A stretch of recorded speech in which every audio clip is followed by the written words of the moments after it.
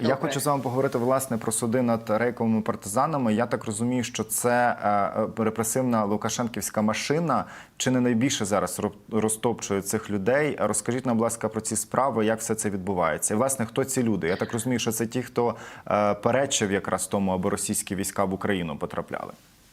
Так, гэта была група людзей, якая пачала працу над тым, каб затрымаць гэтыя пацёнкі, якія ішлі з вайсковай зброяй.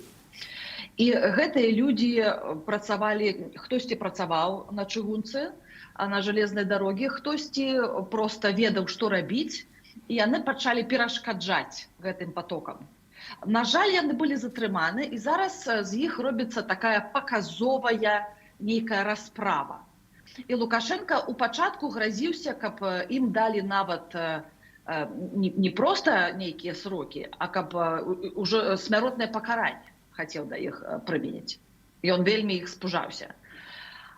Мы працавалі таксама моцна, напрыклад, з прафсаюзамі англійскімі ў Англіі. І наш дом, напрыклад, такая праваабарончая арганізацыя Ольга Карач і я разам з англійскай арганізацыяй «Салідарнасць» працавалі над тым, каб гэтых, напісаць ліст да амбасады і трошкі надаць гэтай гісторыі мацнейшага агучвання, каб людзі ведалі. І, напрыклад, англійская чыгунка, працаўнікі англійскай чыгункі у нас у Лондоне, тыя людзі, якія робяць, напрыклад, страйкі, страйкі такія працаўнічыя на ангельскай чыгунцы і ангельскія транспартнікі, таксама нас вельмі моцна падтрымалі. І я не ведаю, можа быць, гэта трошкі спыніла гэты пыл Лукашенко ўсіх пазабіваць. Але ж зараз ім даюць срокі. Гэта вельмі такая справа, калі мы нічога не ведаем, бо інфармацыя ёсць, але яе не шмат. З гэтых людзей робяць такія паказовыя пратэсты, якія былі ў 1937 року. Хіба так, Лукашенко гэты рэпрэсіўны механізм не можа спыніць зараз. Також ще один судовий процес зараз відбувається над Нобелівським лауреатом Олесем Беляцьким. Він, зокрема, очолює центр «Весна». І що йому інкримінують? І от останні новини звідти, що суд у Мінську відмовився вести, до речі, процес білоруською мовою. А я вам окремо дякую за білоруську нашому ефірі. Мені вона дуже подобається. Дякую вялікі. Мы зараз усі вучым беларускай мовы. Я вам скажу, што вайна ва ўкраіне вельмі моцна радыкалізавала беларускіх пратэстоўцаў. Калісьці мы не ўжывалі беларускай мову, а зараз людзі воляць размаўляць на якой заўгодна, толькі каб не па-расійску.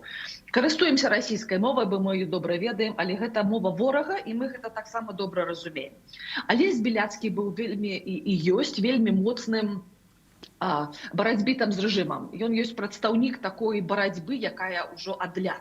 Вельмі даўно ён гэтую барацьбу пачаў, і «Весна», гэтай праваабарончая арганізацыя, вельмі істотная, бо яна мае усю інфармацыю аб усіх палітычных вязнях, аб усіх здзеках, і мае гэтую інфармацыю вельмі даўно. Таму для рэжыма ён загроза тым, што ён вельмі добра ўсё ведае. І то, што Алесь Беляцкі, нават нобелеўскі лаўрэат, прэмію атрымаў, гэта прыцягвае да гэтага працэсу шмат людзей, шмат дзеннікараў і шмат іностраннай супольнасці таксама. Так што Лукашенко з гэтага працэсу таксама пытаецца зрабіць нешта паказное, але адбываецца нешта іное. Бо увесь світ на гэта бачить і робить виніки. Ще одне питання. Європейський Союз обіцяє нові санкції проти Білорусі за підтримку російської війни в Україні. Чи підтримуєте ви ці обмеження, чи до них треба ставитися з обережністю? Бо ми розуміємо, що не всі виїхали з Білорусі, хто проти лукашенківського режиму. Далеко не всі. Зараз ввогуле пайшла хваля пераасмыслення таго, што нам трэба рабіць. Бо пратэст, які мы зацеялі ў 2020 годзе, пайшоў не туды. У гэтага пратэсту не было сілавога сцэнару, усё было неяк мірна, і мы видим, што з гэтага адбылося. Нічога добрага з гэтага не адбылося. Таму зараз людзі кажуць, што, можа быць, трэба дамовіцца з Лукашэнкам і, напрыклад, вызваліць палітвязняў. Некаторыя людзі кажуць, што трэба ціснуць на рэжым Лукашэнкі, і тады ён адпусціць палітвязняў. Гэтыя санкцыі страшаць Лукашэнку. Ён гэтых санкцыяў баіцца. Нават пытаюцца кагабісты заманіць у Беларусь актывістаў і кажуць, што каб вярнуцца дадому, вам трэба пайсці і змагацца на то, каб санкцыі адмянілі. Для яго гэта моцны ціск. І ён гэтага баіцца. Але мы не ведаем, ці перастане Лукашенко весці гэты эратычны танец з расіянамі. Бо ён заўсёды жые з гэтых потокаў з расійскіх. Зараз Беларусь гэта такая абслугоўвальніца расійскай ваеннай машыны. І гэта страшна. Мы з гэтым не пагаджаемся. Будзем размаўляць аб гэтым. І я мыслю, што ў самім еўразвязе ідуць такія спрэчкі, што рабіць санкцыі, бліжэй набліжыць Лукашенко да Расіі, няма санкцыяў, Лукашенко невядома, што зробіць з грамадствам. Гэта яшчэ не канешне, што мы разумеем, што з гэтым рабіць.